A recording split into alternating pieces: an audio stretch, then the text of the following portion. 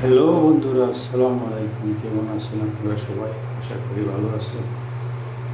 আজকে আপনাদেরকে দেখাবো আমরা সৌদি আরবে ইলেকট্রিক এবং প্লাম্বিং পাইপ কীভাবে ঢালি ছাদে। তো এখানে বাংলাদেশের মতো না, সম্পূর্ণ ভিন্ন সাইজ, ভিন্ন সব দিক দিয়ে কোয়ালিটি। দেখেন আমরা কীভাবে ঢালি। যে 4 ইঞ্চি পাইপলাইন দেখতে পাচ্ছেন, এটি হচ্ছে কমোডের জন্য। আর যে লাল পাইপটি দেখতে পাচ্ছেন, এটি হচ্ছে কারেন্টের জন্য, ইলেকট্রিক। দেখেন কীভাবে ঢালি। তো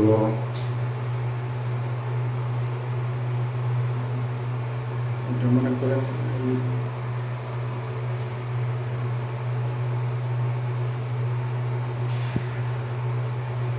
যে সিঁড়ির পাইপটা কীভাবে দেওয়া হলো।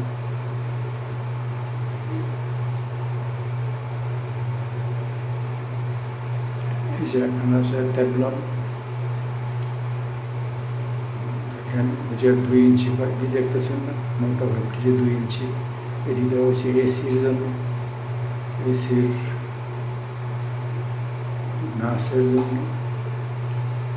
আর লালটি সব ইলেকট্রিক। দেখেন যে এটি হচ্ছে প্লাম্বিং কমোড।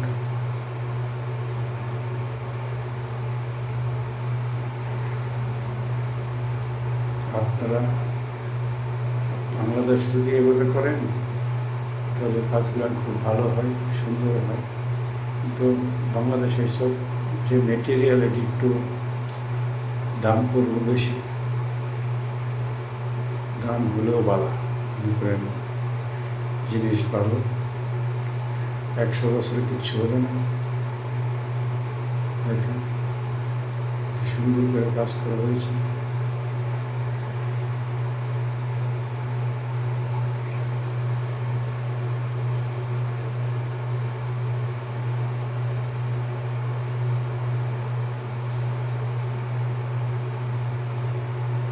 সম্পূর্ণ ভিডিওটা দেখবেন, না দেখলে বুঝতে পারবেন না।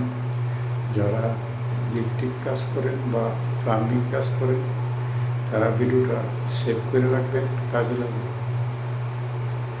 কীভাবে করছি এটা দেখার জন্য। অনেকে মনে করেন সাদা পাইপ কীভাবে ডালে এটার ফর্মুলা জানে না। যে এখানে হবে একটা ট্যাবলন, মানে মেন প্যানেল বোর্ড।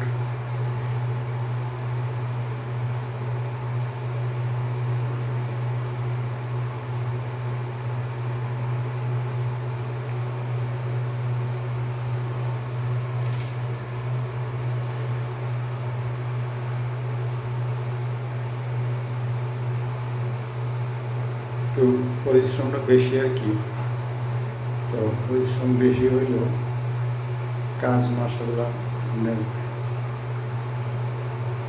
কমপ্লিট, 100 বছরের কিচ্ছু হবে না ইনশাল্লাহ। খুব সুন্দর কাজ হয়। তো এইভাবে বাংলাদেশও করতে পারবে না, করে না। এর কারণ হলো ওই মেটেরিয়াল খুব কম পাওয়া যায় বাংলাদেশে।